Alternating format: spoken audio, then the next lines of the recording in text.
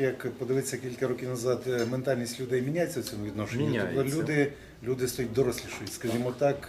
Не можу сказати, що там кардинально, що ось так вже максимально. Звісно річ, це не є таке загально якесь обласне опитування, наскільки воно змінилося, але те, що на зустрічах привілюють питання достатньо загальнодержавні, це відчутно. Чи відчувається втома в людей від оцих 5 років, оцього того, що ми маємо? Я би не казав втома, я би казав навпаки запитання, а що буде завтра?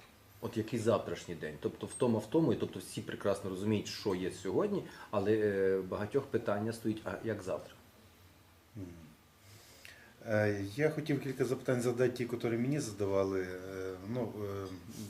Я попав, так само людина записує, ічкерієць Аслан, він живе в Німеччині, по-моєму, в Гамбурзі.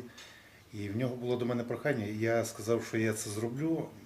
Він мені десь там пересилав документи відносно визнання Чеченської республіки, яка була захвачена пізніше Росією. І це для них є болюча тема. І він просив, як можливо передати тобі, як майбутньому президенту, я це зроблю. Це правильно. Тому що немає резонансу і про цю тему забули. Якби її розголосили свій час, можливо, ми не мали б того, що ми маємо на сьогодні. Тобто досвід їхній. За кожен народ потрібно боротися, тих людей, які хочуть бути незалежними. Я тобі обов'язково передам, бо я людині пообіцяв. А далі будемо сподіватися, що вона дійде до парламенту і там буде голосування відповідно на визнання Чеченської республіки, Ічкерії, яку захватили москалі. Зрозуміло. Окей.